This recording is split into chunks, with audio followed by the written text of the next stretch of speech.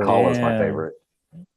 Yeah. Father Callahan. I grew up with Salem's Lot. So when Father Callahan comes in, Freak out.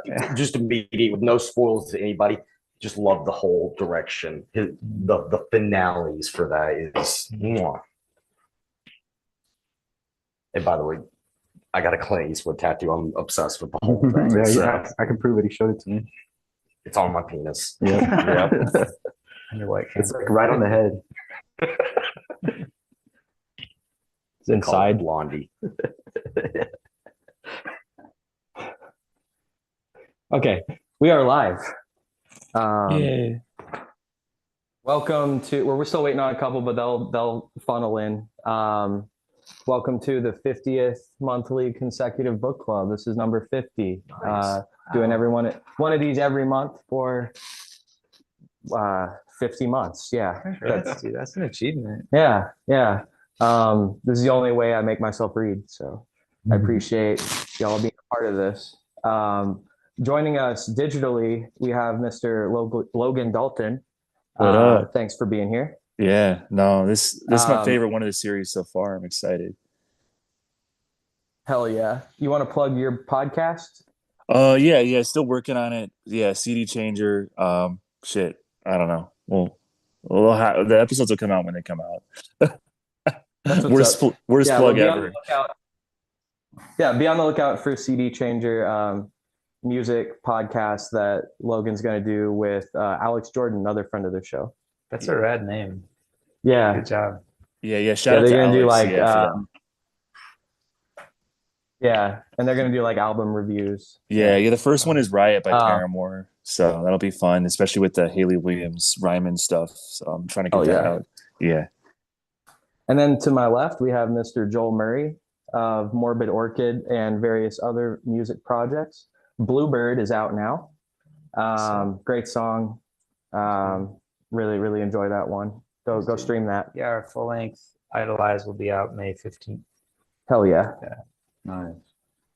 Yeah. And then we have Mr. David Penna, that's Knife Back on Instagram, visual artist. He's our resident aesthetics expert on the ship.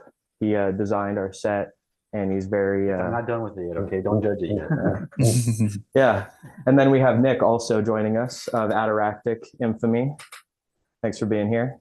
Y'all have some demos out. I think the latest one's for organs. Yes.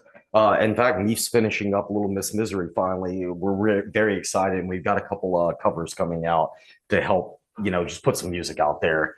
Since it's taking us so long to learn how the process even starts with making music. We're like 3 years in, and we've got 2 songs. So Yeah. Joel's over here booking it. Like, yeah, I got like 2 CDs. It took us a long time to make this record, so It's still an achievement, man. Congratulations. And also to you, 50 episodes Thanks, of man. this, man. Didn't you just do the what episode were you on for the rhetoric rabbit hole? Well, yeah. So 250. It's a couple weeks ago. We have Oh, 251 out now on that. 50 of these. Another 6 or 7 movie clubs. Oh my God. So that's like 310 total. Oh, congratulations, man. Thanks. Appreciate it. Yeah, we've been doing it a long time. But we're not here to talk about that. We're here to talk about Stephen King's Dark Tower series, in particular, the 3rd entry, The Wastelands. I'm going to go ahead and start sending out links and stuff like that. So I will let you all go ahead and start. Whoever wants to go first. sure. Man, where to begin? I mean, yeah, this is one of my favorites of this series for sure. I feel like this one feels one of the most representative of like the world of the Dark Tower. Like it really does have like all the genres that King hits throughout the series. Like it's got like obviously the Western feel with them being gunslingers and everything. Like a fantasy feel, just with like the scope of the world and like the riddling, I feel like is like obvious call out to Tolkien. Like horror with the demon house and pulling Jake through the speaking circle, and like the whole last act is like a crazy 80s action movie with like blood and the sci-fi elements with the robots at the beginning around the bear and the AI train. Like, what is not to love in this book? Like, Yeah, I know what you mean, and especially this third book. I feel like it's the one that has all, like you said, all these different components and actually ties it all together into one like cohesive world. yeah, And especially because you get so much more like lore on the actual like world itself in this one in comparison to like the first two, yeah, where like you see like the bigger picture of what they're trying to like do or like where they're going or like because I think Alex mentioned, I think of the last book podcast, he wasn't sure where things are going, or like there wasn't a point, or like, or he thought the whole point The of the tower tower was was that not there's real. no point or whatever. So Yeah. I can elaborate on that actually. I'm glad you brought that up. So last episode we did on Drawing of the Three, I was talking about how I don't think the tower exists, right? And I should clarify on what I mean by that. I think Calvin Tower, that was my favorite part of this one, where Jake is in the bookstore and he meets Calvin Tower. That to me, when I say the Dark Tower isn't real, what I mean is, of course, the Dark Tower is real. It's a book that we're reading, right? Of course, the Dark Tower exists. It's a book, and it's also a tower or a concept inside of the book, right? So I think when we get into like that's how heady this series is, and I think that's the direction it's going is, well, nothing's real and also everything's real, but this is a book, this is a narrative. I guess what I'm saying is I think in my theory is inside of the canonical universe, I think it is a story, if that makes sense. That's where I think it's credit to King. King was very progressive with his multiverse ideals at the time. I mean, look at it in the Drawing of the Three, which we were just talking about. That to me, it's my least favorite of the books, and this is where the story actually picks up. We are the quartet now, and we are moving forward with the actual adventure. We're in the meat of the series now. We're really getting into it, and King has already showed us, like you were saying, these are concepts. We've already been to other worlds. We've seen the good, the bad, the in between. We pulled Jake out of the monster house. We went into racist plantation lands to pull Odetta, and then 1980s junkie Eddie coming in here. We've already seen that we can go and do anything with this. And I love the idea that King has left us open with what is coming next. Yeah. Which this book is a great example, which I'll let you guys kind of take the reins for this because it's been many years since I've read this. It's absolutely totally unpredictable and strange. Like there's a lot of things in these books where I'm like, what the fuck? That is so like inventive. Like what's his name? The bear? Shardik. There's like this 50-foot giant, probably bigger than that, this massive building-sized bear with a fucking satellite dish on its head, and it's like full of worms. It's like half zombified. Which, by the way, that's an actual book. Yeah, like Richard Adams, right? Who did Same guy that did Watership Down. Down. Yep. Yeah. I've got it at home. It's one of my favorite books in the world. It is about a bear that kills. That's all the book's about. It's about religion, right? Yeah, it's one of those ones where bears. nothing actually is taken literally, That's but it is a bear that just kills people. That's all it does. I didn't know that existed. We've done Watership Down on here before. I love that book. That's probably one of my favorite books. So wait, he's drawing from like other worlds now too, like outside of like his own books. It makes sense, right? Because there's a lot of pop culture. Just wait. Okay. I mean, there's a lot of pop culture in the series. Like they talk about ZZ Top and Rolling Stones and Beatles. That's like I said, Eddie is literally a 1980s junkie straight from New York City. Yeah. He's one of the rough kids that, you know, they made movie The Warriors about. Like they used to have the child gangs and whatnot. He was one of those kids with his brother. And then the events, of course, take him out of that story, and now he's back into Roland's story. Stephen King, in a really smart way, I feel like he stole everyone else's stories and almost copy pasted the perfect adventure. I think that the way that he sees creativity is that like stories exist almost like on another plane, and the like ritual of sitting down to write every day is like trying to get in contact with that plane and pulling stories in. So I feel like what he's getting at with naming Shardik after an existing character that in our world is that like that that idea of Shardik exists in that plane, and like in the Dark Tower it's real, Yeah. and here it's like something that Richard Adams like tapped into that and pulled that out of the ether. Yeah, that makes sense. The collective unconscious, and I think the whole thing with Eddie and the key really, that's Stephen King's creative process right there. And I like that it's not as epic as some of the set pieces, but just that struggle to get this key and the suspense and Jake, like that was probably one of my favorite parts. That seems so autobiographical, right? Like yeah, for sure. So hard to craft the perfect thing that will fit and will save all the people that you care about. Damn. That like feels like what King is trying to do with because he had to thread the needle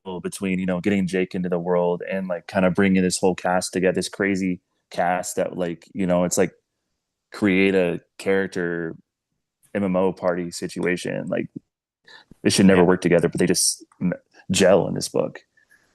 I didn't think about that with Jake. That is how King got his start, right? Like he wasn't Silver Spoon. Like he was writing short stories for gentlemen's magazines to buy medicine for their kids. So like writing, like creating to survive. It's a good parallel for almost Lovecraft. Lovecraft was never taken that seriously when he was in the prime of his writing life, and King had years, like you said, that no one really took him seriously. And next thing you know, the 80s and 90s movies really put him in the frame. The Shining with Nicholson. Yeah, Jack Nicholson. I was Shelley thinking Duvall. Stanley Kubrick, Yeah, as the director, really put him into the fame of like, I am a writer. Stanley Kubrick did a movie of me. Like that really is what. Other than that, he had like Cujo and a couple of other movies. No one took those seriously. Carrie did do a lot for it. I really think the Kubrick was the one that like cemented that. Yeah. I didn't think about that, like Jake kind of being an autobiographical character. And Eddie. Oh, okay. Eddie. You were saying Eddie trying Eddie in the key. Okay. Yeah, my bad. I thought you were talking about the poem he wrote for the school project. No. Because that's kind of like Wastelands. that. It wasn't the key itself, but him doing that was key to getting through. Kind of everybody in the story has their own like assignment, right? Like Susanna has to kill the bear and fuck the incubus, which is oh my god! Oh yeah, that part was crazy. Yeah, the speaker demon. Eddie has to make the key. Jake has to make it through the gauntlet of the house. It's like Roland kind of takes a back seat for a bunch of the action in this, which I think totally works. I think it's not premature to say Jake is almost the most important character, even though he hasn't done too much yet, because Jake shows redemption already since we saw him in the first book, and we've already lost him once. He's given Roland a reason to try harder and maybe care a little bit more. I was curious what you guys thought about that, about the redemption arc for Roland in this book. Because like, never again. I won't. I will not let you fall again. Like, do you think it was earned? No, no, I don't. I think that's. I think Roland is a morally ambiguous character. Yep. I think he'll fall again. It's not clear to me that. Well, I mean, it's funny because they're looking for a tower which is like elevated, but this is absolutely a story of descent. It goes down. Yeah. Right. And like they're getting like they're going through the wastelands now. It's like they're getting deeper into hell, basically. Yeah. And like I have no doubt he should be out back here in a second. Yeah, thank you. One of my favorite parallels in this book versus the first book, and it happens kind of at the same place in both books, is when Roland lets Jake fall in the gunslinger, and where Jake doesn't let Oi fall on the bridge into Lud, Mhm. and it just like shows how pure Fuck. Jake is.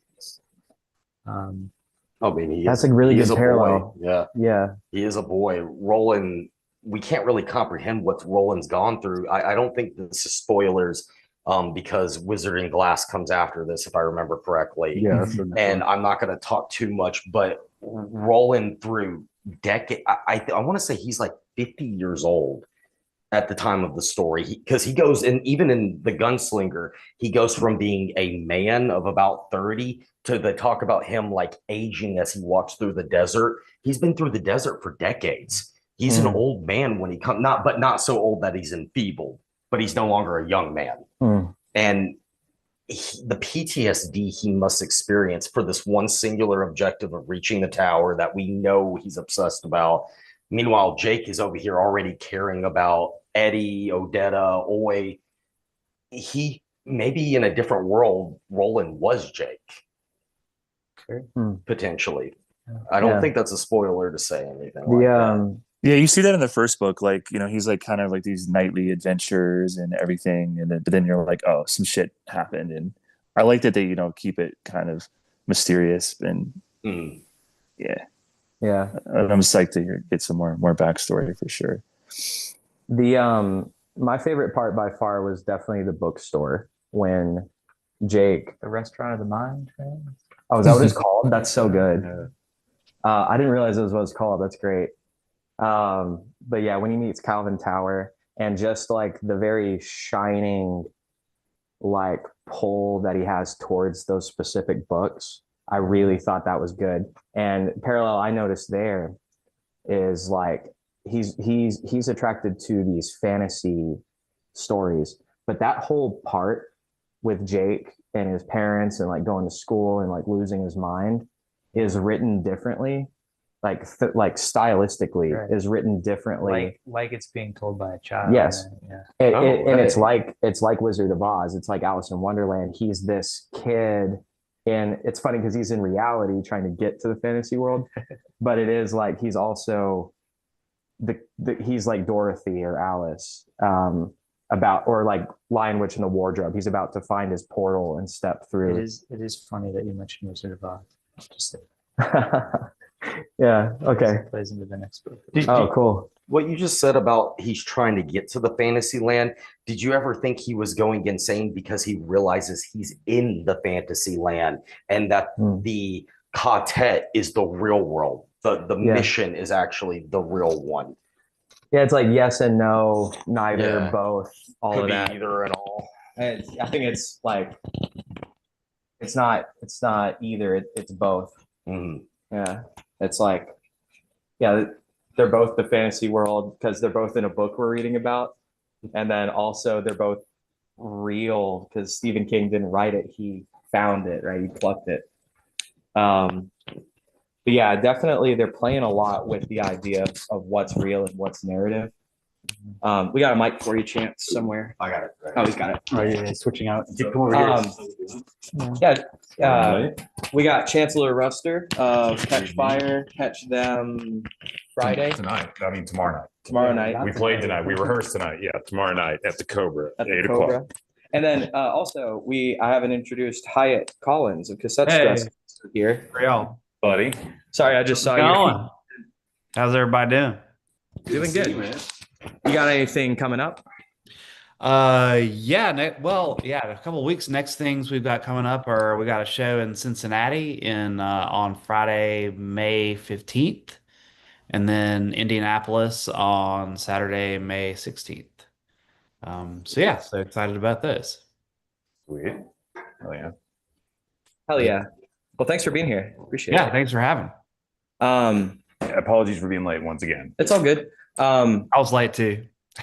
I've been rambling about Calvin Tower. Thank you so much. Yeah. That was my favorite part Oh. is Jake in the bookstore. I meant to ask you about that because that's one of those sections that it's like there's so many like kind of parts to this particular book and this particular story, and like that one was one that the first time I read it, I found him kind of obnoxious, but also weirdly endearing, kind of. And I thought it was really like the thing about the books being written with like the parallel messages from the other universe and the Beryl Evans thing and like the Charlie the Choo Choo, like all that was so interesting to me at the first time I read it when I was like 18 or whatever. And it was incredibly mind blowing. Like the multiverse stuff, like wasn't a thing in storytelling nearly as much at that time. I mean, it's just probably my first like kind of exposure to that like concept a little bit, and this idea that like there's clearly parallels between these two worlds, but they're also definitely, it's not like Roland exists in the future of our world. You know what I mean? Yeah. And It's that a kind of world stuff. that maybe is like our world. Yeah. Yeah. Can I see your mic for a second? Yeah, I love the bookstore stuff. The stuff about his like his kind of obsession and how like that stuff is starting to kind of tie into it. And these characters that, you know, he introduces once and then things will happen again. But yeah. I love that whole section of Jake like figuring and the stuff about him and Roland like losing their minds concurrently kind of is really well written, I think. So I'm gonna let Chance take back over and go back off to the side. My final thoughts on it. This is, like I said, where the story really picks up. It only gets crazier from here, and it is a wild ride. What do you think about the city that they actually get to? This Lud. was the city of Lud being the apex of human civilization. We call it the Wasteland, but everything that we see is a monument to what was the greatest civilization that Roland has even come across. Like the train, for instance, being an AI sentient creature. All of this technology is stuff we haven't even seen yet in our own worlds. Right. And it's already just utterly atrophied. Anybody have any thoughts on that? Just the fact that it was the apex of somehow Nazis are involved too. Yeah. They found the plane. Yeah. Was that like other dimension Nazis, or was that Earth Nazis that went through a portal? I think the plane is like a plane that went through a portal. Yeah, they went through a portal. So the Nazis found a portal to mid-world. That may have been it may have been accidental too. I believe that they mentioned Bermuda Triangle. Yeah, it's accidental. Oh yeah. It just happens randomly. Things are being pulled from other worlds that go into it. And I think they're also explaining that the thing dividing the worlds is like breaking apart too. Right. Like, Because the beams, this is your introduction to the beams. Yeah. That reminds me of spots, another story called Mother Horse Eyes. But they don't use the term thing yet, do they? Okay, yeah, that's what I thought.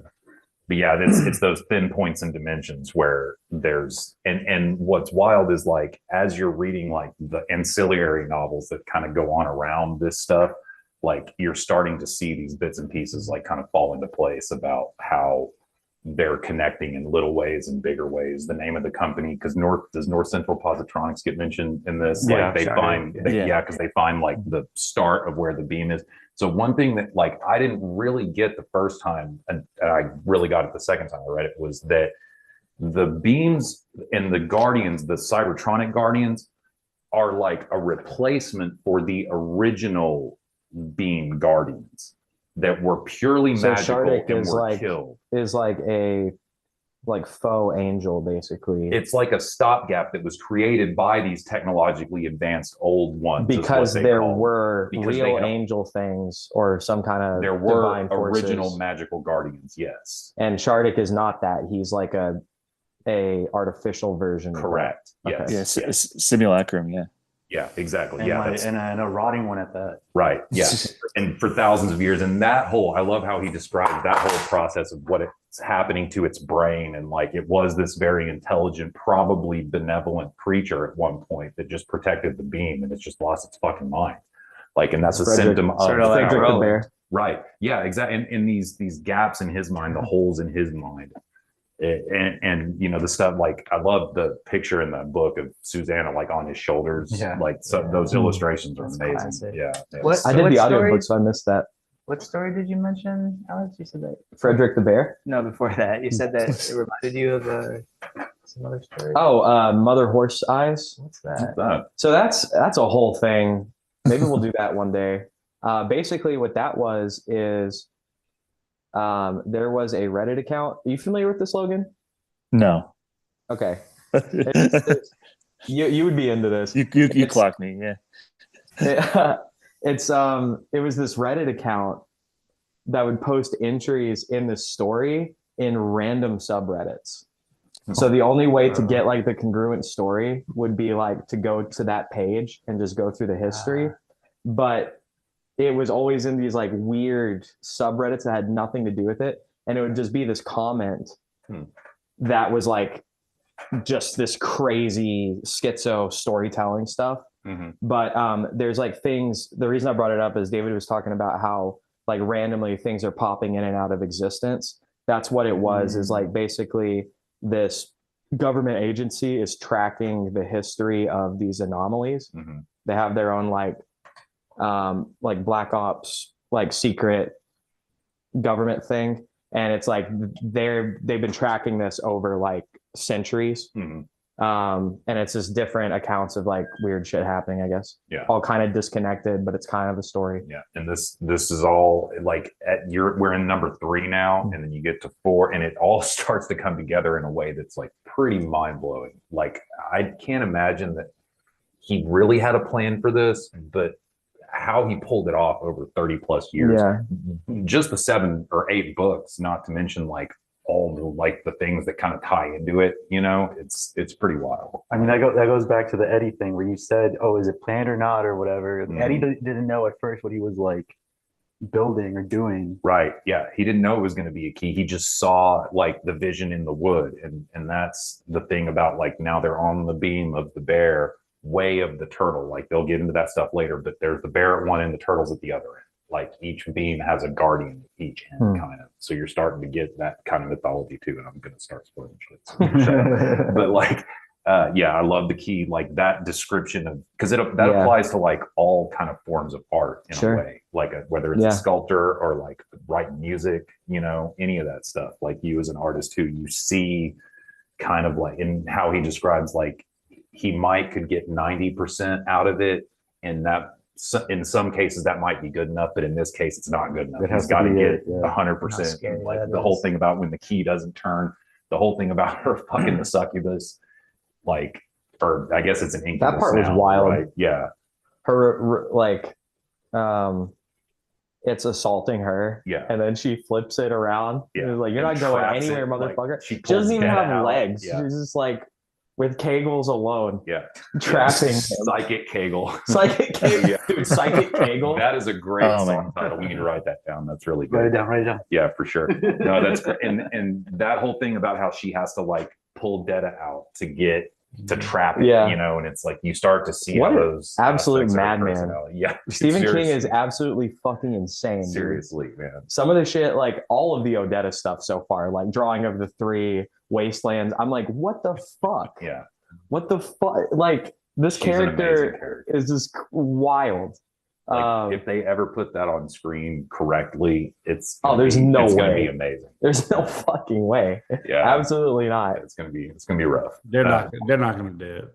I like the stuff no way. When they're in New York and you see like Jack Andolini and the mobsters pull up and like you see these characters show up where you're like, oh, they're going to be dead in a little while. Yeah. You know, a couple of years, like the way that you're starting to see how the timelines are still acting like around each other. Yeah. I won't hang on this too much because I talked about this before you got here a little bit, but last episode we did Drawing of the Three, I was talking about how I don't think the tower exists. Right. But what I really mean is like the tower is a book. The Dark Tower is a book series, even within the universe itself. Right. So it's like better question than whether or not the Dark Tower exists is, do we exist? Yeah. Right. Like that's where I feel like Stephen King is going with this series. It's all super meta. It's all allegory. It's all real and it's all allegory at the same time. It goes to this like ultimate level where that is the ultimate question. It's kind of like, okay, well, we exist sitting here talking, like obviously we have a consensual reality, but who's to say that all of these stories aren't happening out there somewhere? And it's just kind of obvious to me that that's where he's leading us, right? Yeah. And the biggest giveaway for that for me is the Calvin Tower stuff. Yeah. Like Calvin Tower, I don't know what the fuck is going on with that character. I assume that'll be elaborated on, but it's like that kind of tells you everything you need to know. Jake's attracted to these children's stories. The children's stories turn out to be like there's truth to it. It's a little different, but there's truth to it. Yeah. Just kind of like there's some truth to the Dark Tower series. There's same with The Shining, same with Doctor Sleep. Yeah. There is enough of that is real. Yeah. Right. Absolutely. And if it like he doesn't come out and say it in the book, but it's clearly that Jake has the shine. Like the shining is a thing that the children typically will have. It'll be stronger, and then they kind of either will grow out of it or it'll mess with their life, kind of essentially. But that is what his psychic kind of ability is. Yeah. Like, and he's much stronger in it than like Eddie, for example. But they all have it to a certain degree, even Roland, as weird and pragmatic as he is. Actually, in the author's notes at the end of this one, King says, I was just as surprised as you are how this book ended. But with books that write themselves like this one, like I'm just kind of like going through the motions with that. And that's like he kind of like just straight up says that. Mm-hmm. I'm curious what you guys thought about the cliffhanger ending. Yeah. Did you have the next book and did you like immediately start it? I don't have it. I haven't started it. You do too. It's right there. I'll let you Oh, borrow it. I do. I'm looking Cancel the right at it. podcast. Yeah. What is the next one? Wizard and Glass. Okay. Dude, it's the best one. Yeah, I am interested. I started that after I finished this one, and it's been since I read this one. Cool. So you jump right into it. Because I mean, it's and what's crazy is people had to wait years for 6 years. 6 years. That's painful. Oh my god! I got super lucky because I picked it up when the first 4 were out. So that's it's a like it was in 1999, which is super fucking weird in and of itself. That's a good starting point. That's where I started. But yeah, so then I had to wait for like 3 or 4 years, I guess, because 2003 was when I think Wolves of the Cowla came out. So Yeah.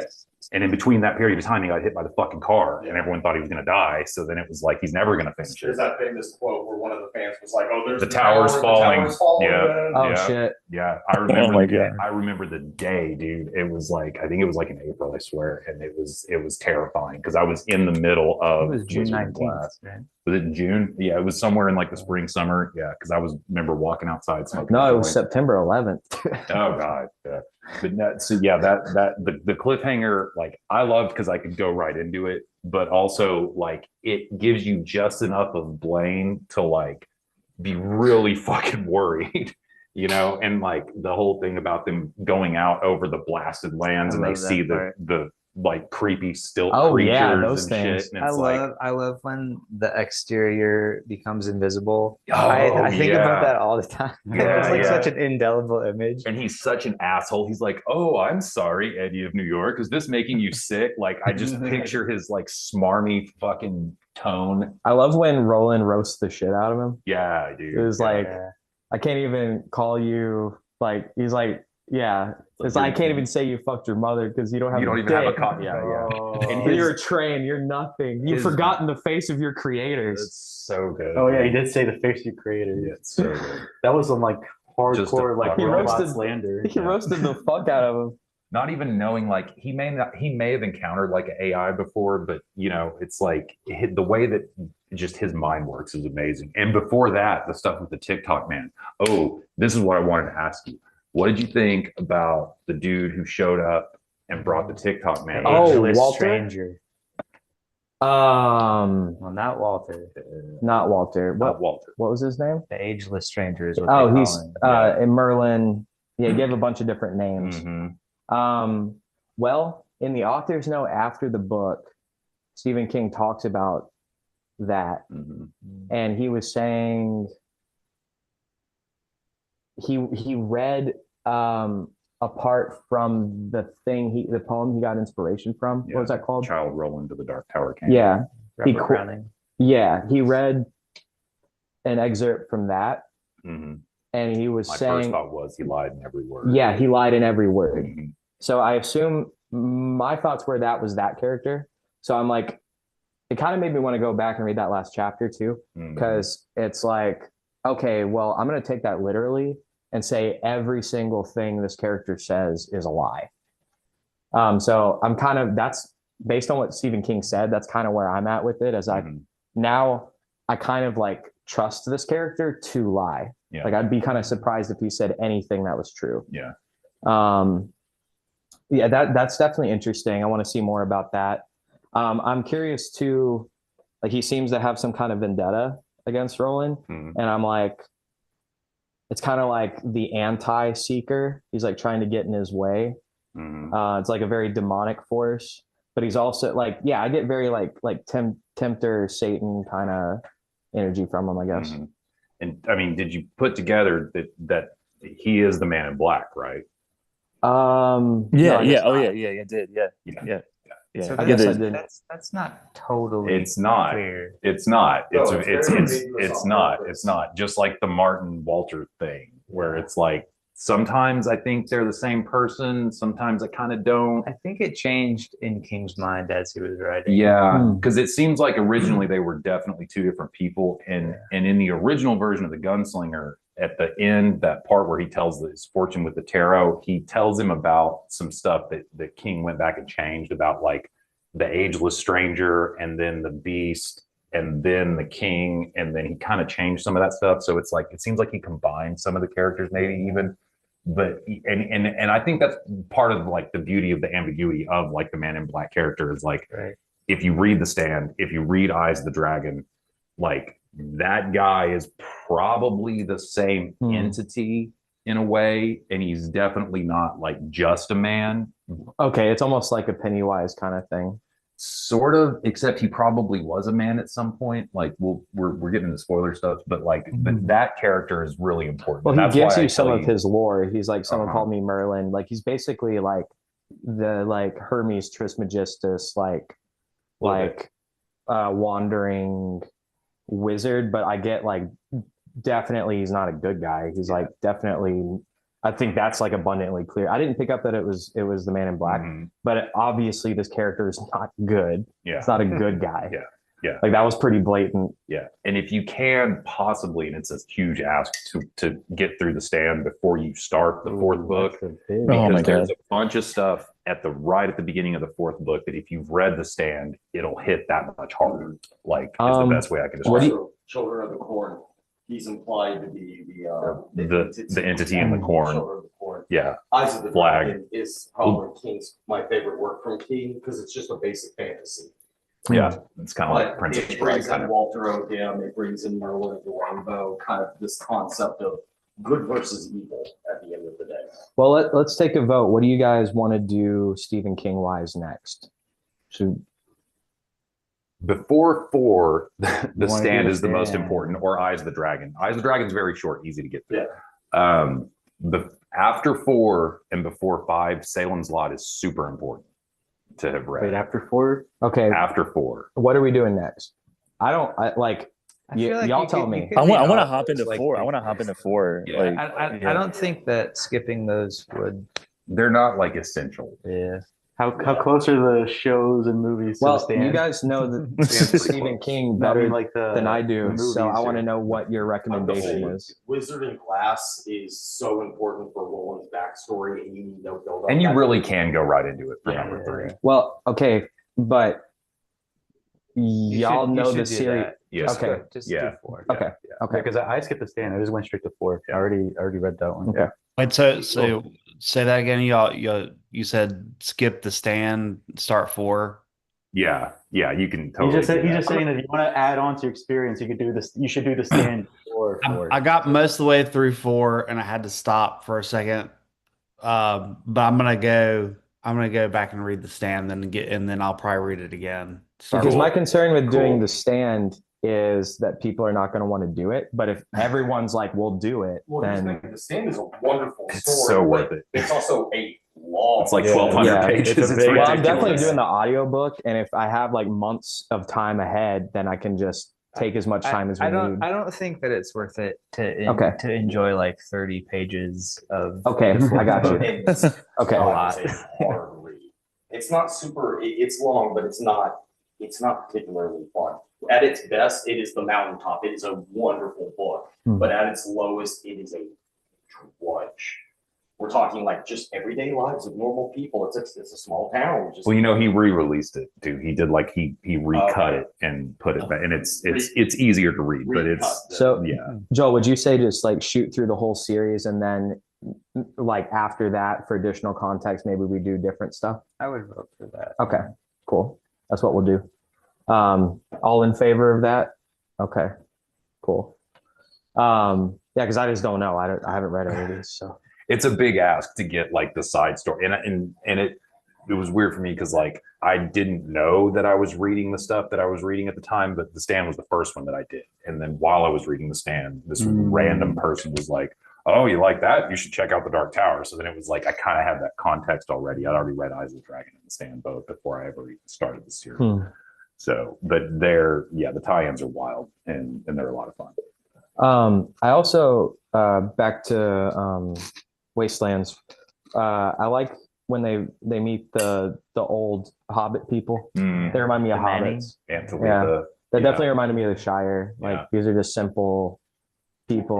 That whole chapter like gives you so much world building, but it's not explaining. It's just like all the world building in this book, I feel like seems really closely tied to the narrative.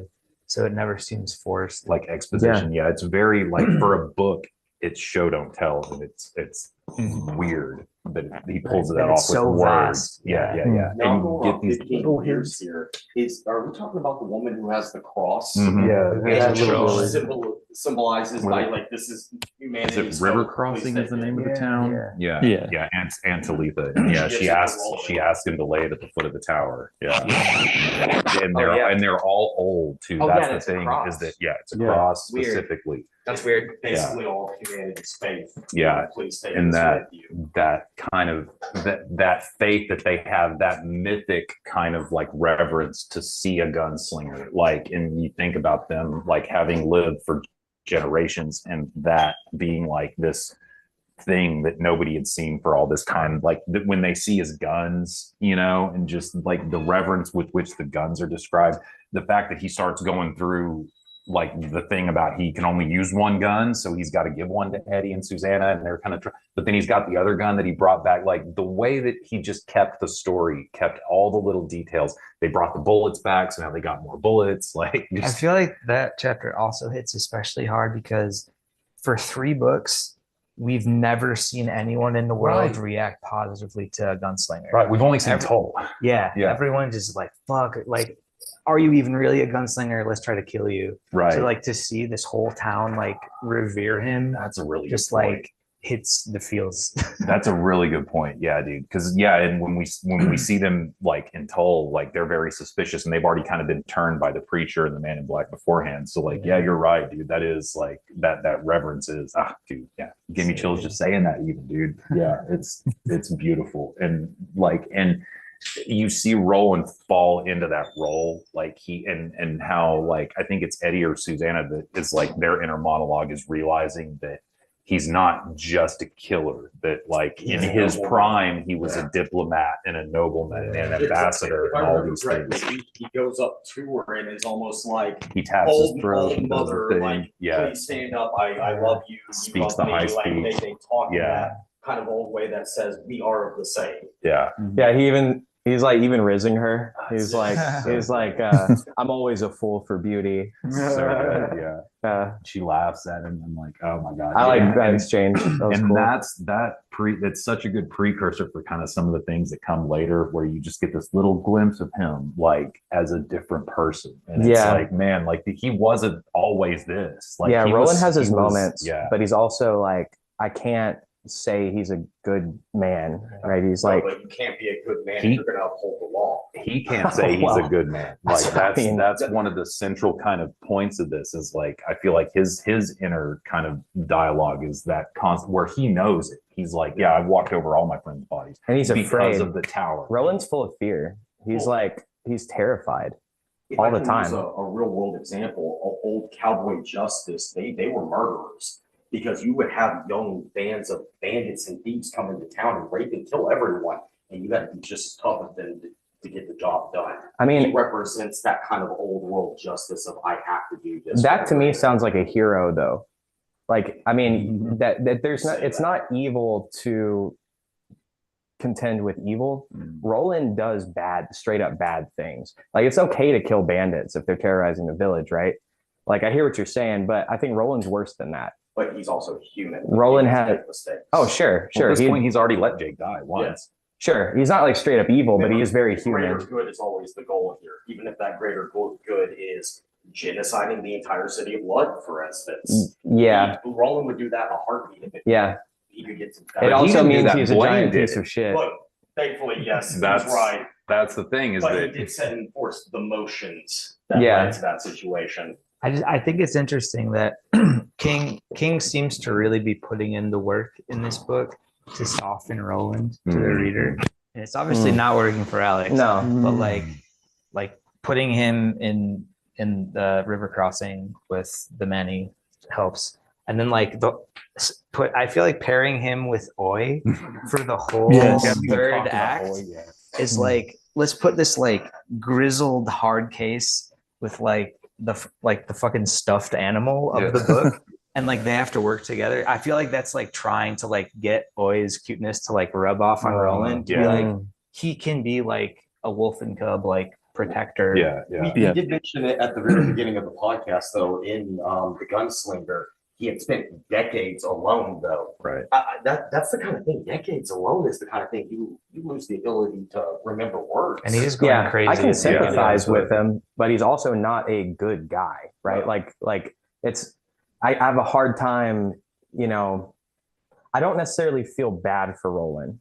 Like, I understand. Oh God damn it, dude. Sorry. I can't. Wait I'm until sorry. wait until after book 4. I'm sorry. I'm like, go, son. I understand why he is the way he is. I also understand that the things he does is necessary to get where he's going. Yeah. But like, you have to pick, like, are you going to be a good person or are you going to pursue this thing? Right. So, Yeah. the tiniest spoiler, tiny Don't do it. wizard in glass, you're going to get some exposition. No way. Way more than you thought you were wanting. Yeah, we didn't even talk about Oi, man. Like that's one of the most interesting, wild, and probably the only he's written about animals before, but like this is like a full on. I mean, this character is a thing that I didn't know I needed, but now like I can't live without. Like I can hear like the Oi in my head sometimes, and, like picture him with his little tail. And Yeah, he's the best. He's the best. I would die for him. In the middle. Oh, It's yeah. after He's Jake. the best. He's the is best. gone. Yeah. He saves Roland on the bridge. Like I mean, he saves Jake. He Yeah. leads Roland. Exactly. Like without him, they would have never found Jake. Like And that's the quartet thing. Is like even Oi is part of the quartet. And if Jake had let Oi fall, like Roland let Jake fall, he never would have gotten Jake back. Yeah, true. Yeah, you never would have found that whole thing with Gasher's fucking crazy, man. Like on the And bridge actually- Don't with talk the about Dasher. with the fucking Yeah. Did grenade. we and already get shit. into it with them? Not really. No. Dasher's my favorite character in the story. He is such a vindictive, evil kind of pedophile vibe of just like That's your kind of character. There is a Right, great exactly. character there. He is unapologetically just the grossest, awesome character in this series. It Yeah. feels so 80s to me. A little bit. That whole scene. It feels like Escape from Escape New York. from New York, Yeah, yeah. totally. Dude. Oh, sure. whereas everyone is just like gross. Opposite from It's himself. like some King of New York, Borderlands I'm shit. number one. Yeah. And he's like, "Oh my Cully, I'll take you to Tiki." It's very Mad Fucking Max. dude. Yeah. He's He's just like threatening to rape him the whole time. just Yeah. I might as well just If it bugger wasn't for you the right TikTok here. man, I'd slit your throat and bugger you right here. Oh my gosh. And then the whole thing with the TikTok man too, which it's like, okay, who the fuck is this guy? You know? Yeah, King is like, I kind of respect it. It like comes off weird to me sometimes, like the rape scenes and like Yeah. King's kind of famous for like weird sex scenes. Yeah. Kind of like it. A lot of cocaine and a lot of alcohol. yeah. That's what it does to you. But But you're up at 4:00 in the morning, apparently. I guess I will say though, I do respect it. I respect that it's like Gasher is beating the fuck out of this kid. Yeah. This is like not light. This is like, no, he like beat the ever living shit out of Jake. People. Yeah, these are real people that exist in And the it's world. like Jake ran away from home and immediately gets abducted by pedophiles and gets the absolute shit kicked out of him. It's like the worst possible thing that could have happened. So I think what made him a good writer is if you look at The Shining, Stephen King was once quoted as saying, The Shining was written for the dark places in every parent when their kid acts up. And for that briefest moment, you want to be like, I'm going to snap your look. Wait a minute. I love you. You're my child. But a lot of parents want to be like, I would never think that about my son or daughter. Like, no, every parent has that. You have that moment where you get angry and frustrated. He has that way of being like, here's a little bit of the real. Pedophiles exist in the world. Bad people exist in the world. And for some reason, he was able to empathize with them and write them really well. I'm not saying it's the greatest trait ever. No one who wants to empathize with a pedophile, but at the same time, if it can make you a good writer, then hey. He does write villains very well. Yeah, he really does. Yeah. Like even ones again like Gasher, which is like it should be just a one-dimensional character that's just like boom, he's there and he's dead and fucking whatever. But like you clearly see that there's layers to whatever this person is. The same with TikTok. And like and the greater the degree of the villain, the more kind of like wild it is. I mean, even Pennywise to a certain degree, like when you read that book, like you kind of understand it by the end of it to a certain degree. Like it's and it's not because like for any other reason than like the people who are fighting it start to understand it. And like he does a really good job of like illuminating the darkness with the light, kind of. You know, it's the same thing with like David Lynch in his films. If you're gonna actually defeat your enemy, you have to know them. Yeah. To some degree. Sure. I was gonna use Pennywise. Pennywise is a great villain in the same way. It starts as just like I'm killing kids, and then it's like, no, I need the sadness and despair. It's the only way I can actually ingest food. Well, and that psychic vampirism, like, will come back in this story as well. And that's a Dr. Sleep thing too. Yeah, exactly. Yes, like exactly. the true knot, that's what they were. And that whole cosmology of the vampires, like that's why I say Salem's Lot's kind of important for this whole thing, because like in 5, like that comes back into it. And that shit's real, man. Yeah. Like feeding on energy is like, that's a real thing. Yeah. Like you gotta be conscious, like with the people you surround yourself with, and like that's a real thing. Concepts in fiction that like made me understand things that happen in the real world. That's why the Dark Tower changed my life. That's actually so true. Like something I didn't think about that, but like what makes the Dark Tower so special is that we're in this story too. Like you and I start talking about Ka and like how we're a Ka-tet. You know, it's like we're part of Stephen King's story. You were talking about the tower guy. Have we gotten to any of the parts that have started breaking fourth wall yet? Like the tower, where it's like real media from the real world, events that have happened that start putting you into it. Obviously, as the reader gets younger, they're going to get less of this. But for some of us that were in the 20 to 40 range, you remember these events. You were part of these events that they start throwing and sprinkling into the story to a degree. I know in the later books, it starts happening. Maybe not as much in the Gunslinger or anything, because that was written back in the 80s and 90s. It'd be a little hard for me to empathize with any of the events. But he starts throwing in a little sprinkle of you are in the story. Yeah, mostly so far it's been the Kennedy stuff and the civil rights stuff. But then later on it does, like again with the time, like it with the time travel stuff as well as dimensional travel, like you're gonna get these different time periods. I mean, even this far in the series, I don't feel like it's really obvious to me. It's not like it's subtle. Like he keeps doing this all throughout the series. Yeah. Like the Calvin Tower thing, I'm like, okay, my suspicions are correct. Yeah. It's like this is allegory. And Aaron's there too, isn't he? The guy he's playing chess with. Does it name him yet, or does it? Do you find out that his name's Aaron, his buddy that he's sitting there in the bookshop playing chess with? Oh yeah, I remember him. Yeah. Okay. Yeah, Aaron DiBenot. Yeah. He does make a mean pot of coffee. Yeah. Okay. Yeah. Yeah, those two dudes are excellent characters. That it's like he puts them in there. He gives you a little sprinkling. He gives you a little. I definitely want more Calvin Tower. I thought that was really interesting. Yeah. I just the whole thing with Charlie the Choo Choo is so fucking creepy. That Yeah. that rhyme and that I'll just be a happy choo choo until the day I die. And then I like feel he like- describes seeing the picture, and it's like some of those kids are screaming. You Yeah. know? It's like Jake wishing for the fantasy world and like hoping behind the next door is that part, yeah. like that's so real. Like that's so relatable. Like Uh-huh. that's every child can relate to that. Yeah. Especially like, you know, he's so stressed out. Like there's so many expectations on him. Right. That's like that's such a believable character. Mhm. And yeah, you brought up how he saves Oi from falling where Roland did not.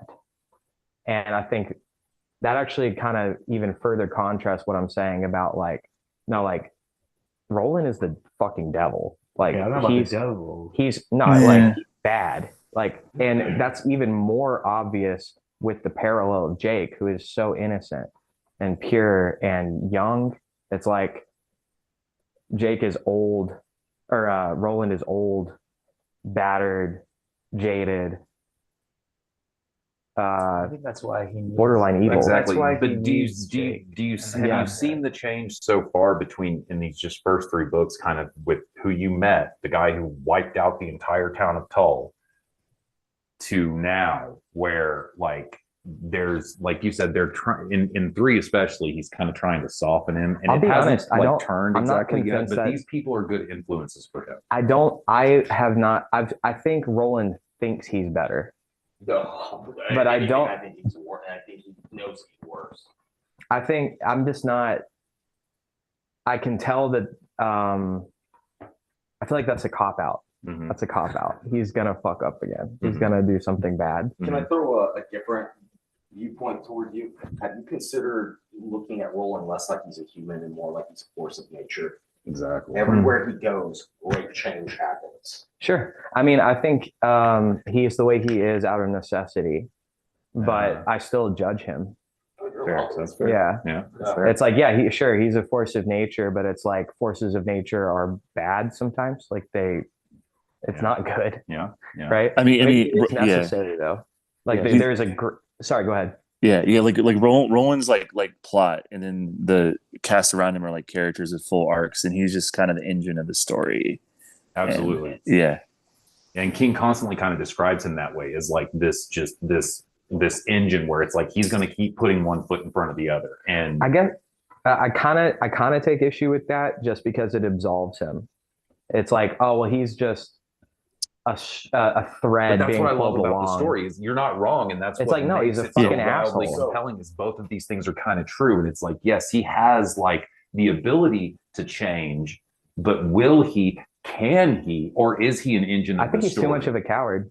I think like Roland is terrified all the time. Reached the point where Eddie and Odetta. Yeah. Okay, we reached the point where Eddie and Odetta are already together. Susanna. Susanna, and Jake now comes along, and Jake almost becomes a surrogate child to Eddie and oh yeah, Susanna, and it only strengthens as they're going to spend more time together. And if you haven't noticed, Eddie and Jake are like almost kind of brotherly and son to Roland in various degrees that I'm sure we will strengthen once again as the adventure continues. Odetta, though, Susanna, does not. She is the voice of reason to Roland constantly.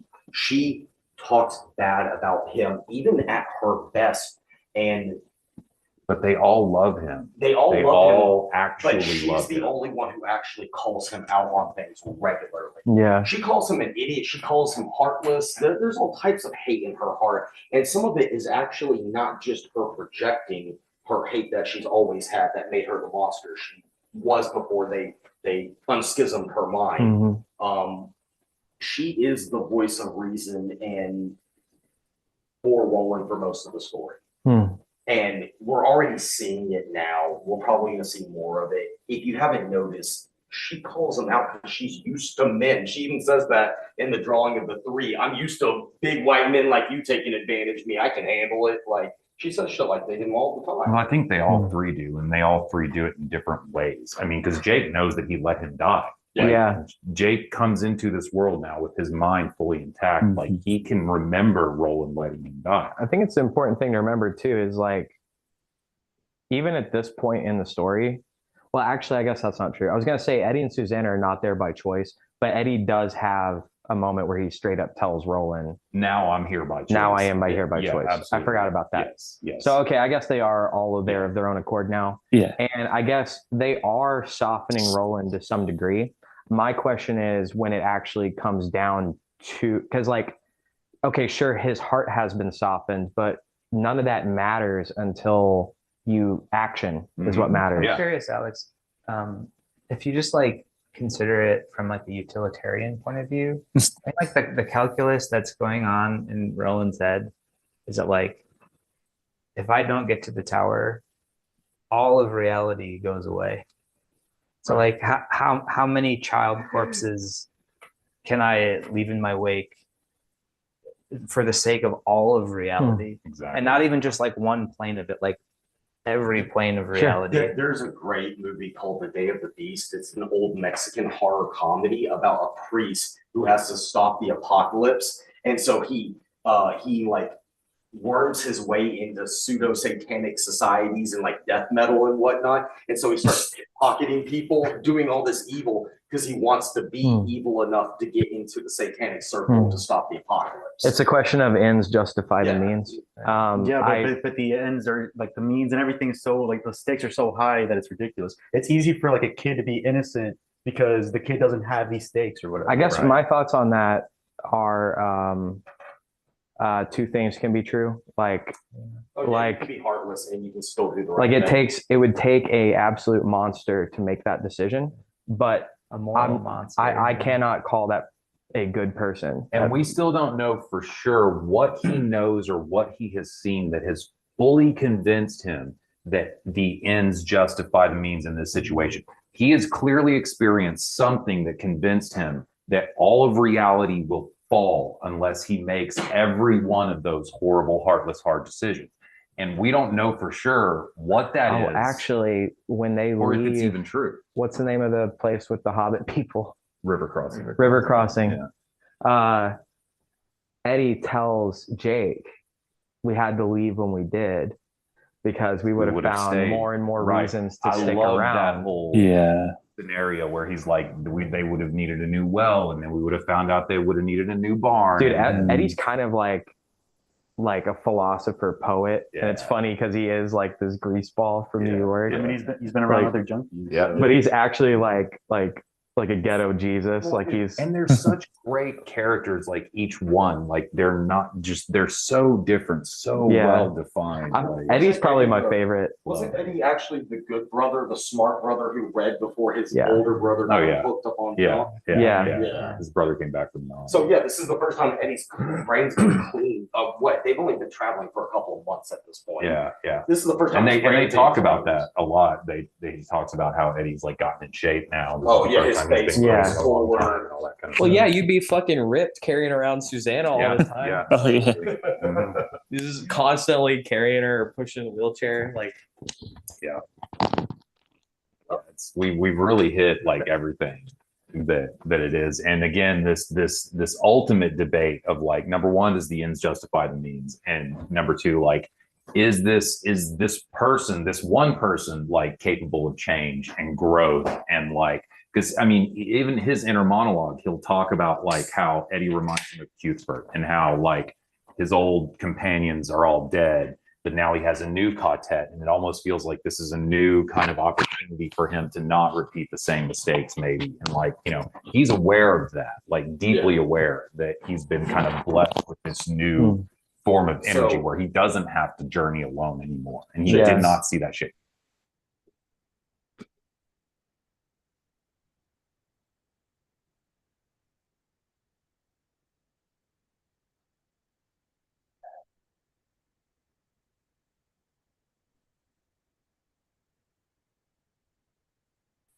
Do you actually feel like you would save or damn your soul by doing nothing? I don't And you know. have the capacity to do something. That's the key word there. So I don't know what I would do because I've never been in that situation. Exactly. But I can Not tell you, rolling. but I can tell you whether or not that would be a good decision. Like I can stand in judgment of the person who makes that decision from like, which is easy to say, right? Because I'm not the one in that position. You're saying, what if you're not helping Roland is the thing that damns your soul? What if helping Roland, like Jake, Eddie, and Susanna are doing, even they don't even have the grasp because they don't even know if the tower is real like him. They don't have that faith yet. They just know they're supposed to be here. They know they're starting to understand. And that's totally true. Like they haven't seen it. So I want to be clear here. I understand and sympathize with Roland, but also he is not a good person. Both of these things are true. Absolutely. Yes, Yeah. yes. Yeah. And Yeah. King goes out of his way to make that I very think we all clear. agree And Roland they all is know a that. good All three Yeah. of them at one point or another say David forgives him. that they know. Well, they do too. Like his companions do. Like They know. love him. They Yeah. obviously love him. Right. And It's he's just leading them. It's just like really hard to define what you mean by good. Right. Yeah. Situation, you know? It is evil to kill people and let children fall to their death. Okay. Fair. Objectively. That's totally Would you say fair. Roland is honorable or chivalrous? Let's take good out. Sometimes. Yeah, yes and no. Sometimes Yeah. not. No, Would he it is be always honorable. would it be good to save a child if all of reality would disappear? Oh my god. If the means is Sorry, Logan. if the means is No, this killing is a fine. I'm child. enjoying this. I'm enjoying Oh, this. this is trolley problem. Yeah. Yeah. Yeah, trolley yeah, it is. It problem. is a trolley On problem. an insane Gosh. scale. Yeah. The fact of the matter is, it's like I hope I would have the strength to flip the switch and save 10 rather than 1, but I am now a murderer. Mm-hmm. Like that's what I'm saying is Yeah. like I'm not saying I would do any differently, but I'm saying he's a fucking piece of shit Right. still. Yeah. No, It takes a piece of shit to flip that switch. Yeah. But we're not You're gonna, a bad person. we're not going to do the Batman. Like if I murder, then there's still the same amount of murderers in the world. Okay, what if you murder 2 people? Then now there's 1 less murderer in the world. Yeah. Yeah, I mean, so I'll Batman should murder people. I'll play the numbers game and I would probably do that. But I'm also now it takes a certain type of person to make that decision. So, is your argument that the choice would be good, but the person would be bad?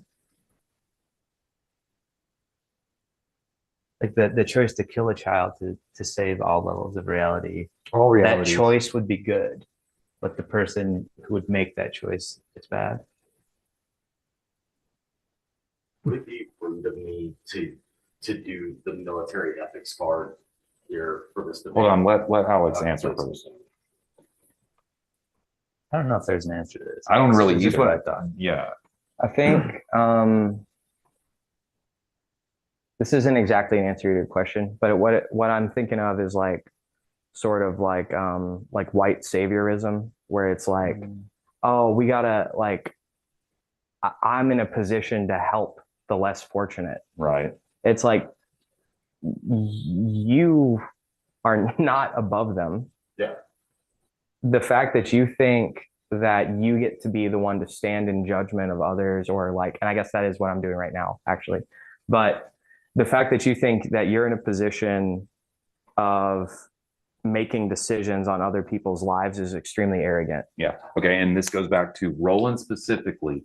Clearly has something in his brain that tells him that he can make those decisions because he thinks Roland thinks he's better than everyone else. He's He's a gunslinger. I disagree with that. I disagree. Well, he's worse than everyone, but he's also smarter than everyone. I mean, He's by like being pompous, a gunslinger, he arrogant. literally is though. Well, I mean, fair enough, he is actually, but This is a really like this is such a great debate, and like it's going to continue because every book like this sort of will move and change a little bit. But I love like the perspective that you have so far because you're not wrong at all. Like, and it is very utilitarian. I mean, we're talking about trillions and trillions and trillions of lives, but he still is. I guess the drop to thing their is, the thing here is Roland pisses me off is really what this comes down to. Yeah. Oh, So big time, yeah. When the village, the Little Creek village, whatever it was, they see his guns. How do they react to his guns? Reverence. Yeah, the fact that a gunslinger is there is like a holy Roland emblem. has some authority. And obviously, the only good village we have seen so far, the only people we know are objectively good, do not view Roland as evil. they review him with a firm respect. Now the woman treats him a little flirty and whatnot. They know he's him because he's a gunslinger. Yeah, they know a guns. They don't have to question it. He is a gunslinger. He is better. I guess, you know, if I was one of these characters like Eddie or Susanna or Jake, I don't trust this motherfucker. You're not someone I would follow, because it's like, no, trust me, bro. It's super necessary. Like maybe he knows something I don't, right? But it's like with them, it's like, no, you're a crazy person. You're fucking Who a pulled me bad into guy. another dimension Yeah. through a doorway But, you know, in my He brain. does not have to debate anything with them. He, through action, through sheer action and willpower, gets them through He's every situation charisma. and pushes He is a I haven't read this, but I'm seeing some parallels. he is a Yeah, majorly the doubter. charismatic figure. Yeah. He is a Doubter. He is a major. I would follow him. I would follow They Roland. don't, they don't I'm have not to say afraid. anything. Roland doesn't have to say anything to them. Through his actions, they just love him. Well, it's naturally. supernaturally so. Like Yes. they're drawn to him. If I see a guy who just do this and They're- like they're kill under other his people, I'm spell. following that man. Oh yeah. He's showing through his action. I think it's so interesting from being your friend, Alex, and knowing what I know about your interests. You were so dead set to distrust authority. Yeah. I feel like no matter what King is doing to try to soften Roland, you're not buying it. Yeah. And I love that about you. I think it's super interesting. And I'm like so excited for you to read the next book. Yeah. And I'm curious if it will work on you It at won't all. work. It won't. Yeah. I don't know. And it does keep going. It's exciting. Yeah. I'm loving it. We- I'm so me- glad we're reading Me a and Alex series. have had these debates. I've already debated that if there was an authority that was actually supremely good, like through Like the whites. through utilitarians, he would still doubt it. Well, And that I this fuck is- with Jesus. Like Yeah, Jesus. but what if you were there? But during- Jesus didn't say we need to kill everyone to save everyone. He said, I'm gonna let myself die. Jesus wasn't dropping He was kids. also Yeah, really exactly. That's true. So he True. can put back Alex. Bring me them I don't dollars. know our friends here on the computer that joined us, but I think I know from our experience over here. Can I say it as the only one who's been in a totalitarian, like government funded program where I have to follow orders or go to jail? Sometimes you just do things and you have to live with the consequences forever, period. Yeah, I understand that. I So, understand but that just Would fine. you say that I'm evil then, or I'm bad? I would say doing certain things is bad. Yeah. Yeah, but am I bad? You're asking me if I think you're a Yeah, bad that's all I'm person. saying. It's same thing. If I'm rolling, I think you're not to like compare myself. I think you, like all people, are a mixed bag. Mhm. I don't think I'm a good person, to be So clear. Roland is a I'm- mixed bag. maybe that needs to be said. Right. I'm also a piece of shit. So Roland is a mixed bag. All Do of you all of agree? us think that about ourselves. And Yeah. that's like, and that sounds extreme, but it's like, yeah, we're not saying that like any of us is perfect and that we're Yeah. like sitting in judgment above him, other than just in a purely like objective sense. Yeah, I think it's fair to judge Roland's actions. Absolutely, But, though. but you think he's more bad than he is good. You're not seeing the good for some reason. I'm confused about that. What part. good has Roland done in the story? Ooh. He saved Jake, but he's the one who put him there in the first place. No. So, Mhm. So I'm like, maybe you break even on that because you also let him This die. goes back to my point of again, we haven't seen anything from him that is fully convincing that like he believes that he is on a mission from God, but we have not seen Well, it's like anything Book one, to he murders an confirm that. entire town. Well, they were also spellbound. other than these little bits and pieces here and there. And it's like, yeah, he's on a mission, but like, I is he- think really we start in this book to see any redeeming quality from him Yeah. in the way that Agreed. he is being a father figure Hmm. to Eddie Mhm. and Okay. and Can I give a Susanna handful and that I teaching them to the ways of the gunslinger. Okay, Um, actually, to be that's a a good fan. point. the way that the Yeah. book opens with Yeah. him like With- going through their training. Or yeah, it's like- especially with Odetta, like in Yeah. the very beginning. Okay, that's fair. He's taught them like some valuable Well, stuff. It's still a good point. He unschisms Susanna's mind. He gets Eddie off drugs. Okay, that's all fair. Jake, Yeah. Jake, he does save from an abusive relationship with his parents. if I To remember play correctly. devil's advocate though, we could also see those actions as him preparing them to be weapons in the Right. same way that David was. Exactly. David the Hawk. Exactly. That just were Oh, broken that's a on the good point. battlefield. That's a really And good both Is things are proving. both things are true. Yeah. Like you read my mind. Like that's exactly I what love these parallels y'all are drawing, like, because that's so true. Like, I didn't think about like Jake grabbing Oi and like versus Roland letting Jake fall, or the bird in the first book paralleled with like this gang that he's forming. That's really interesting. So yeah, I mean, it's like I don't know. I'll we've talked too much about whether or not Roland is a good person. We'll see in the fourth book. I love Okay, it. I think love the it. fourth book is a good like. Yeah, I'm definitely excited. I love this series so far. There are certain parts of it that I like can't take seriously, like anything with Susanna, basically, in book 2 or 3, where it's like, Honky motherfucker. yeah, it's like I think she's an interesting character, but King puts her in these situations all the time. Like book 3, out of nowhere, she has to like fuck this demon. Yeah. That was Yeah. really weird. Yeah, it's a thing. It's a thing. And it's It was really weird. yeah. Yeah, you could There's- definitely see there's- the New England white man, like, oh, this dude definitely lives in like Maine, like Yeah. yeah, like For sure. yeah, Yeah, that's only bragging gonna way get out of his stronger. experience. Yeah, Dude, just the dialogue in book 2 was so wild. Yeah. yeah, So there's way too insane. much. I'm glad he kind of tamped it down a little bit. I'm Tone like, that down Yeah. a little bit. yeah, because you listen to the audiobook, right? And there was like a Yeah. dude like doing the voice, like that had to be so bad. Yes. That dude that did the first 4 books is pretty wild with like the Oh. voices that he does. I Yeah. cannot Yeah. stand Eddie's New York accent. in the audiobooks. Yeah. Speaking of the audiobook, one other thing. Sounds like Rodney Dangerfield. Oh god. Because I you just know- don't hear it when you read it. Yeah. Yeah. And it's like the first time you hear it, it's jarring. Yeah. Um, regarding the audiobook, I know Oi is like a raccoon dog Mhm. kind of thing, Yeah. but the way the narrator does his voice, I picture like a little like pig. Yeah. Oh, like, that's cute. How I heard it. Well, what's weird is Yeah. even though he constantly describes it as having a low tone, in my head it doesn't have a not- low. yeah. Even In though my he mind- says it constantly that he's I got just- this low oi, and I'm In like, my mind, don't hear it that way. Imagine Yeah. computer. Oi is like a mini Yeah. pig Yeah. or like a bulldog I or kept something like that. Doing being like, oi, Yeah. oi, I don't know why I always heard it like kind of high pitched for some reason. He's Scooby Doo. And his eyes, his little gold rimmed eyes. Yeah. Always the best. Yeah. Yeah, I was thinking that little creature that follows like John Carter around in those books, like a little bit. Yeah. That movie, yeah, a little. Yeah. That That's design. a good. Yeah.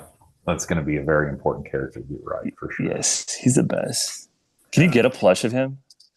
Oh my God, dude. I need yeah, to hit up like Etsy or market something. opportunities and shit. Yeah. Oh my god. Should have been Grogu. Yeah, that's dude. God, you read my mind again. That's so weird.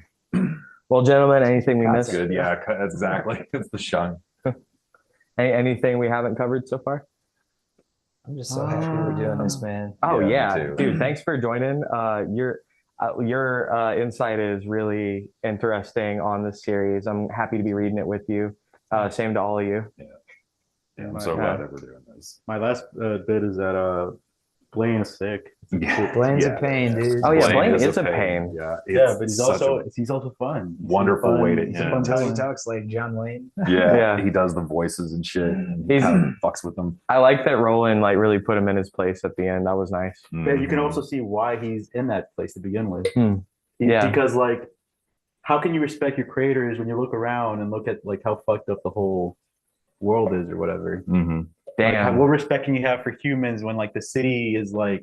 Is that why you Well, hate and that God? was the thing, is that whole deal about the drums, that Blaine was the one that was manipulating the god drums to make them all kill each other because he thought it was hilarious. What a fucking psycho. Does this Yeah. not read parallel to Am from I Have No Mouth and I Must Scream? Yeah, It's the same kind of like, I just hate these people. Like, I don't even need a reason. Yeah, I yeah. just hate them. But Blaine is more fun than Blaine is Am. more, Am Totally, was just very totally. sadistic. Yeah. With his little blinking Every lights. AI ever, like, why do these people think that this is a good idea? This When is was just Wastelands written? late 80s, Yeah. Okay, that's 91. Yeah, it's 91. Yeah, Yeah. Because I'm reading this in 2026. That's pretty weird. The AI Yeah. aspect. Yeah, yeah. It It's was so partially cool seeing him do like full sci-fi and just I'm like, yeah, like Yeah. people This need is to where read. the sci-fi starts to come into it too. Yes, It's yeah. like you had the And Western, it's we've had the weird fantasy. yeah, and this Go is ahead. like around like cyberpunk is starting to be a thing. Like Neuromancer came out with Yeah, like 84, so it's starting to hit the consciousness a little bit and trauma, and it's like, but it's crazy how like somewhere it is now. I'm like, yo, get some of these fucking like whatever generative AI people reading this novel and like just yeah. I mean, that's what they're going to do. And the thing about the city being called Lud, like that's right. Was it? Oh, The Luddites, Time Machine, Luddites. the Luddites. Luddites, from the yeah. Time Oh my Machine. god, yeah. The underground race. Yeah. Oh, Well, the like a Morlock, Luddite is somebody who rejects technology, right? Like, Yeah, it's someone who Oh, uses like interesting. technology like responsibly. Really, I mean, That's they, really they got a bad rap, but I mean, I think they're starting to. People are starting to rehabilitate them now, like a yeah, little bit. Yeah. that's why I think the town was called, or the city was called that. Oh yeah. Oh yeah. Oh yeah. Yeah. 100%. Yeah. Joel, you were gonna say something? I was just gonna say, I think Blaine was partially inspired by Hal from 2001. Oh, dude. Oh, Oh For yeah. sure. For sure. Open the bay doors, Hal. What are you doing, Dave? Yeah, I exactly. mean, because you would have definitely watched that movie. Yeah. Oh, yeah, yeah. He was buddies with him. And in that time period too, Yeah. man, for sure. King was buddies with Kubrick. Yeah. And the weird thing about Blaine being pink and Patricia being blue, and like Patricia killed herself, and that Oh, whole shit. thing, like I didn't think that's- about that. That's super weird. Like, you know, I don't know. It's just there's so many details in every aspect of the story. Like you said, like the world building is insane. Like there's just it. I didn't think about You that have these part. questions about this company, like what, how did they harness the magic in order to build the giant portal? Like when he puts his head up against the thing and he hears the machinery like slowly grinding down, and he's like, he can tell it's been running forever, but he can also tell that it's like starting to fuck up, you know. And like just now we've been introduced to the concept of the beams finally. Like it was so hard not to keep talking about the beams and shit and the Guardians like before we got here. So now we're finally. I will say it feels crazy now that I've read book 3. It feels crazy that 1 and 2 happened because like really this is where everything starts. Yeah. So it's like it is like I'm invested now, but it's like you try to tell someone about the Dark Tower and it's like, oh well, it really starts on book 3. It's like I don't want to read this. Right, yeah. You sound like a crazy person. Yeah. Like every Well, it makes you crazy. every time. King say that? King wrote the original book. He thought nothing was going to happen through it, so he wrote the drawing of the 3, and he was like, they're still not going to like it. And really, he didn't get the fan base until around book 3 or 4. That makes sense. That totally makes It sense. gave them enough meat where they could not skip, but they could read like the first 2 or 3 books and be like, "Oh, this is worth reading." And now Yeah, I want to keep reading on and suck it in. I'm definitely invested. Like I will Okay. definitely finish this series. It's just crazy to think Roland didn't even know where he was going until now. Like Yeah. they're on the path of the beam. Beforehand, he was just trying to find a fucking trail. Oh, true. It was 20 You know, years of trying Like to he was find that following trail. he was following the Man in Black essentially, but Yeah. like he didn't know where he was going. Like now he's finally on the path. Like Yeah. and the way it The describes Man in like Black had the clothes. the That way was the it. leaves The- like kind of bend on the path of the beam, and the way when you look up you kind of see the clouds Yeah. like do it if you look. Oh, yeah, they For say it. the clouds do the It's little so V, cool. Yeah. V things and pull in that direction. Love so, Yeah. man, I'm remembering so much King's- now that King's definitely doing that Talk thing about that a lot of the greats do, which is like he is trying to write the story. Yeah. The story. Yeah. it's so ambitious. Mhm. Yeah. And I do love that. Like that's a lot of my favorite works are like that, like Alice in Wonderland, Wizard of Oz. King definitely gets Swinging for the fences. yeah. Remember the Wizard Yeah. of Oz. Yeah, we've actually done Wizard of Oz 1 Oh, and cool. the Perfect. second, The Awesome. Marvelous Land of Oz. We've done that as well. Awesome. That's a really good series. Yeah. Yeah. I highly recommend that for Owen whenever I've read all- you're I've read it. like Wizard of Oz, and I'm gonna get you a copy of the Phantom Toll Booth because that's a great Great. great one. Yeah. Never even heard of Yeah, it. those Wizard of Oz sequels get crazy. Like I definitely see like the TikTok man. I was thinking of the ones from like Return to Oz, like the TikTok things, Yeah. especially that '80s movie that was so freaky. Like, Oh man, You guys that, are on the right path. that movie was bananas. like how the hell? Like it's traumatizing. We're all on the Because path. it was a kids movie. Yeah, for sure. This is our content right now. Did anyone think that the TikTok man was going to be Walter Odom? Did you think it was going to be the Man in Black when they finally got there? Maybe the first time I read it, but not like pretty much immediately. You're just like, no, this guy's just a fucking psycho. Like he's clearly just the guy who's running like this cult at the end of the thing. Maybe before I met him, maybe as Gasher's like taking him to him, you kind of thought like maybe he was, but no, like And he ends up being the dude from the plane. yeah, Yeah, exactly. I feel like that Nazi whole chase sequence was like a very low part of the book, honestly. Really? Well, okay, Yeah. so the guy from the plane was David Quick. And he's Andrew and- Quick. Right, So he's like his grandson. Yeah, The TikTok man's like the guy in the plane's grandson. Right, yeah.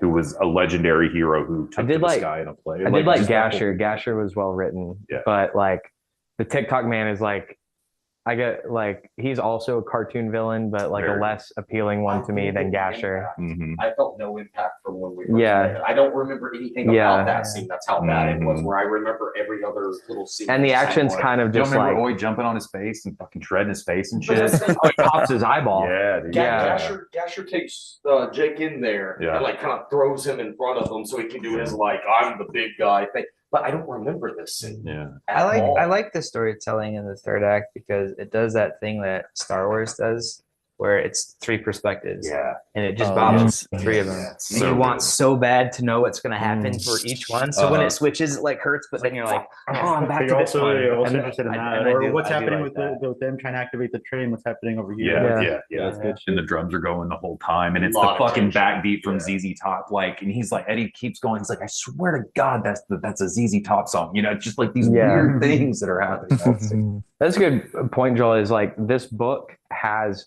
many different narrative styles depending on the chapter. Yeah. There's like it's like completely different tone in certain parts of It it. shouldn't work. It's wild Yeah. that it does. Yeah, it's just I'm just so like intrigued. Like it's Yeah. just like so wild. And the way he split it up too, where it's like it's the first part is like the key, and then that's like key and rose, and then like bear and or whatever he titles the sections. I'll have to get the book. I think one of them is Jake is the name of the. Well, each one of the sections has like it's like a something and something kind of a thing. Okay. And then like just I don't know, even the structure of the book is just wild. Anything else? Wait till number 4, baby. I know. I'm excited. I'm gonna So good. order it right now. Yeah. Yeah, I'm excited too. How long is the next one? It's about as long as this It's one. the longest Yeah. It's the It's like longest. 800 So far pages. longer than this one. Yeah. so far, yeah. Okay. I think it is the longest well, one, it'll be- besides the last one, maybe the last one. I think each one gets longer. It'll It's a it'll solid at one, least though. be like 6 is shorter. That's 6 is shorter. is it shorter? Yeah. What- Suzanne is 6 shorter. is my least Is it? favorite. Uh-huh. at I'm the thinking Wolves of Kala then. Well, yeah, that's long. at the earliest it'll be like July, August when Yeah, we do that. yeah. We already got May and June planned out. So if no one's out going once on Wastelands, going once, going twice. That's the end of Wastelands. We're all gonna go get rolling tattoos. Let's Yeah. get wasted. I've already Next got one. month. Already got one. Oh Yeah. shit! Whoa! Oh wow, I've never that's so seen that, cool. dude. Is that? Oh, it's Clint Eastwood. Hell yeah! Close That is so The dope. Gunslinger. Yeah. That reminds me of we watched Rango recently. That's what's the guy? Spirit of the West. Yeah, Spirit of the West. Yeah. That's the Spirit of the West. 100% Yeah. the gunslinger. Yeah. That is the gunslinger. Yeah, like in his full with the serape. And the I probably fucking won't hat. come to the next one, but So good. I'm definitely coming back for Wolves of Kala because it's my favorite book. Hell yeah. in this whole thing. Nice. That's what's up. It's a good one. Some people debate that with me a lot, but Father Callahan. Is There's a such lot a of shit that happens in man. that. You're fucking giving spoilers. Stop it. Cheese and rice. Edit it out. Next month we are doing. I'm thinking of ending things. Oh, right on. Hell yeah. David recommended this one. I'm almost done with it already. Yeah. Even though it's end of next month, I'll probably do it again. It's not a long one. It's really Yeah, I was gonna short. say, yeah. It's really interesting. It's not at all what I expected it to be. Okay, I haven't read It's this. I gotta read it. it's weird, but I think I get it. Mhm. And I am interested to talk about that with y'all end of May. Thanks for joining us. Catch it. Thanks, Alice. Long Check days out. and pleasant nights, Alice. Yeah. Indeed, indeed. Check out CD Changer whenever that comes available. Check out Idolize by Morbid Orchid. Oh, Check hell out yeah. Catch Fire. Catch Fire at the Friday. Cobra tomorrow night. Yeah. 8 o'clock. Yeah. And check out Her Organs by Adiractic on Bandcamp. Hell yeah. And we will see you next time. Bye. Love you, Hyatt. Oh, and yes, Cassette Stress. When's the next show? So they're going on the Yeah, road, May right? 15th. It's in Cincinnati. May 15th in Cincinnati. Go catch Cassettes. Shout out. Yeah. We love y'all. Have a good night. Yeah. Love it. Bye. Thanks. This is great. Yep. Bye, all.